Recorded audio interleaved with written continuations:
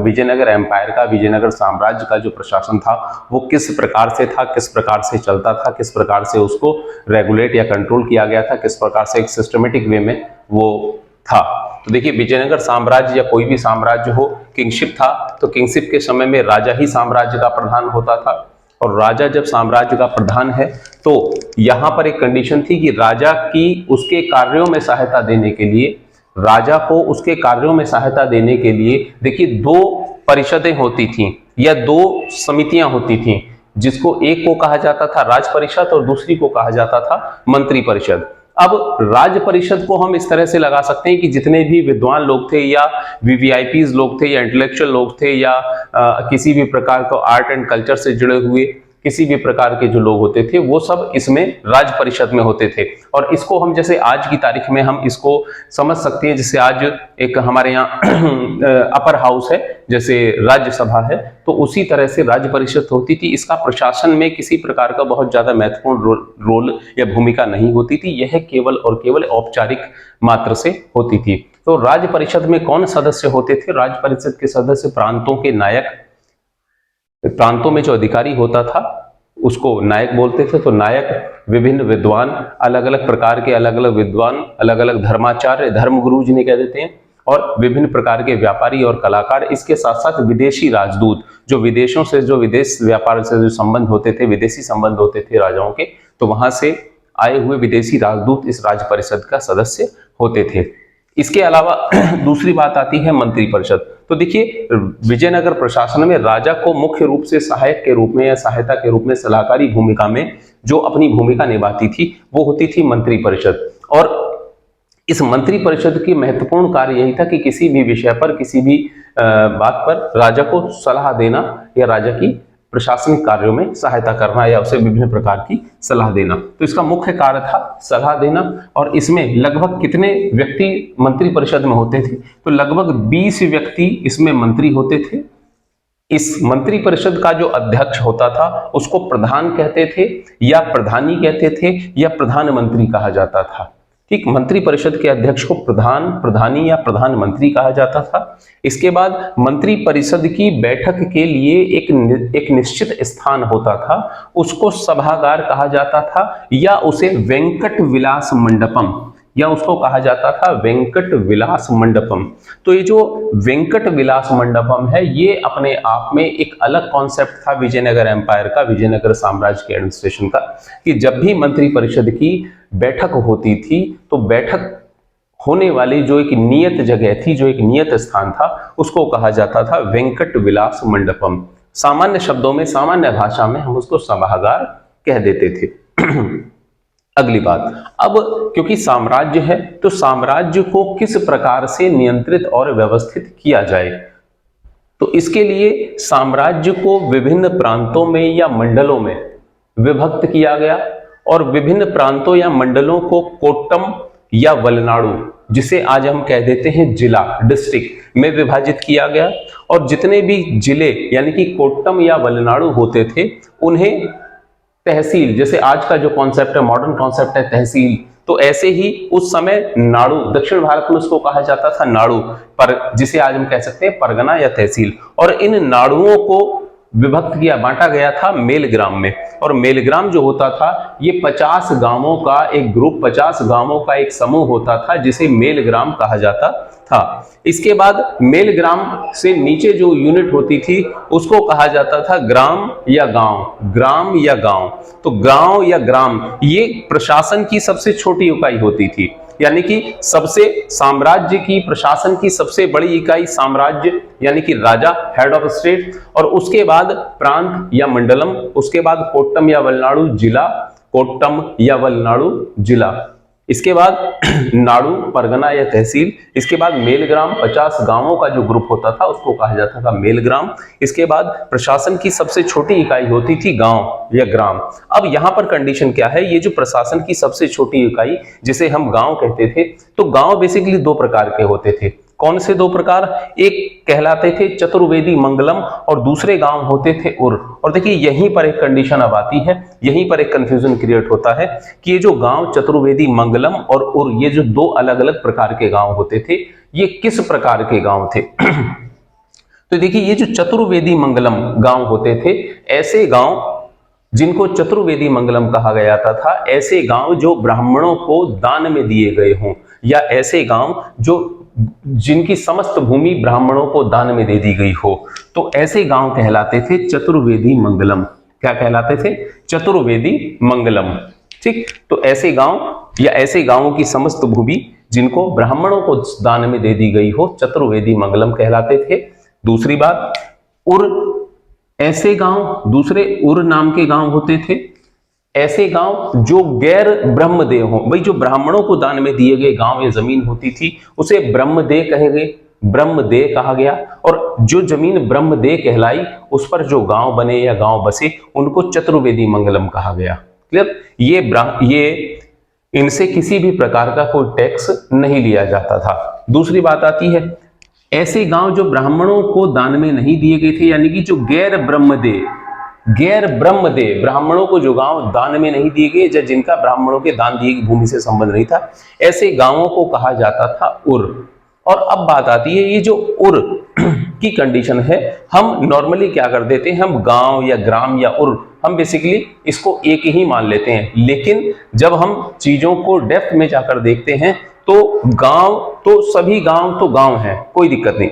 लेकिन जब बात उर पर आ जाती है तो उर, ऐसे गांवों को उर कहा जाता था जो गैर ब्रह्मदेव गांव थे, यानी कि जिनकी जमीनें ब्राह्मणों को दान में नहीं दी गई, या ऐसे गांव जो ब्राह्मणों को दान में नहीं दिए गए, जिनका ब्राह्मणों से कोई संबंध नहीं था, ऐसे गांव कहलाते थे उर। दोबारा से समझ लीजिए, चतुर्वेदी मंगलम एक तो होता था ब्रह्मदेव, तो ये जो ब्रह्मदेव वाला जो कॉन्सेप्ट है, ये ऐसे गांव या ऐसी जमीनें जो ब्राह्मणों को, ऐसी भूमि जो ब्राह्मणों को दान में दी गई थी वो कहलाती थी ब्रह्मदेव, और ऐसे गांव कहलाते थे जो ब्राह्मणों को दान में दिए गए वो चतुर्वेदी मंगलम, और गैर ब्राह्मण गांव या गैर ब्रह्मदेव गांव वो कहलाते थे उर। अब गांव की स्थिति क्या थी, किस प्रकार से गांव को कंट्रोल किया जाता था, किस प्रकार से चलाया जाता था, तो उसको समझने के लिए हमें ग्रामीण व्यवस्था को समझना होगा। तो ग्रामीण व्यवस्था की कंडीशन ये है कि ग्राम प्रशासन में सबसे छोटी इकाई जो होती थी वो गांव होती थी, प्रशासन की सबसे छोटी इकाई।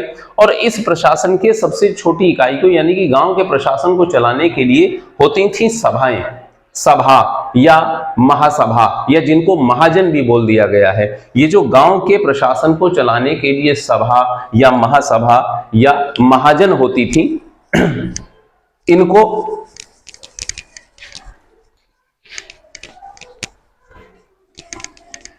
ग्रामीण प्रशासन को चलाने के लिए सभाएं होती थी, और इन सभाओं की स्थिति ये होती थी कि ये गांव से संबंधित विभिन्न प्रकार के निर्णय लेती थी।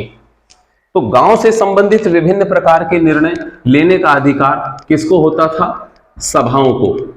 गांव से संबंधित होंगी सभाएं, और सभाओं को गांव में किसी भी प्रकार की जमीन की खरीद बिक्री, किसी भी प्रकार का कोई नया टैक्स या पुराने किसी टैक्स को माफ करना या समाप्त करना, ये समस्त अधिकार, सर्वाधिकार होता था। लेकिन सभाओं पर नियंत्रण बनाए रखने के लिए, सभा अपना कार्य व्यवस्थित रूप से कर रही है या नहीं, तो गांवों में सभाओं पर भी नियंत्रण बनाए रखने के लिए एक 12 व्यक्तियों की एक समिति होती थी।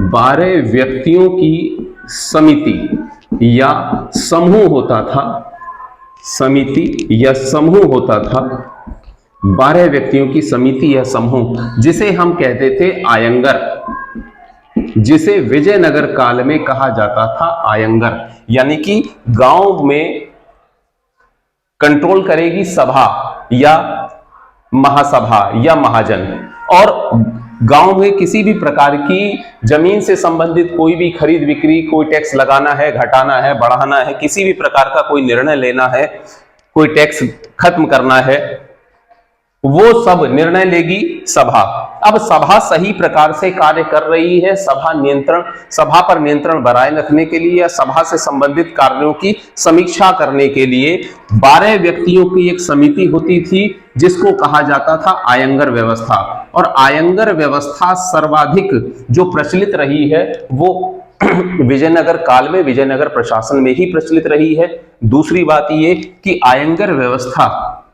का सर्वाधिक प्रभाव ये विजयनगर साम्राज्य में तमिलनाडु के क्षेत्र में सर्वाधिक देखने को मिला।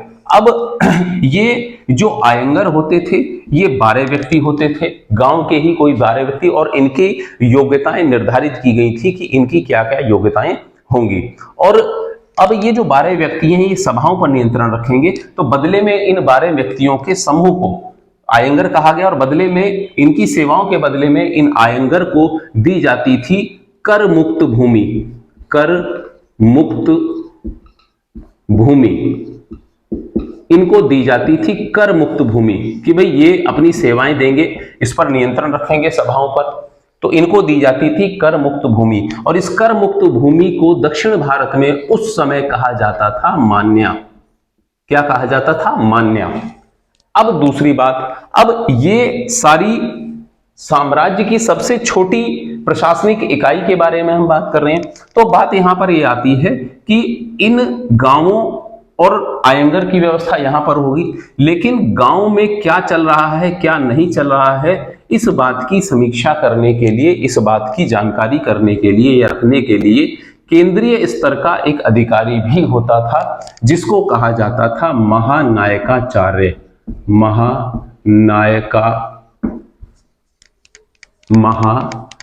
महानायकाचार्य।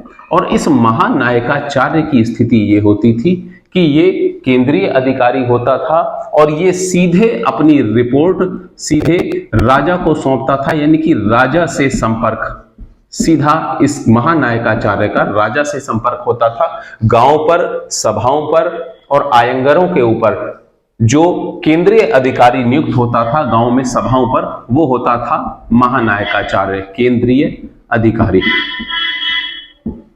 केंद्रीय अधिकारी यानी कि गांव से संबंधित रिपोर्ट, सभाओं से संबंधित रिपोर्ट राजा को समय समय पर देगा कौन? महानायकाचार्य। तो इसलिए गांव और राजा के बीच का जो लिंक है, गांव की रिपोर्ट, गांव की समस्त रिपोर्ट राजा को कौन पहुंचाएगा? तो ये पहुंचाएगा महानायकाचार्य।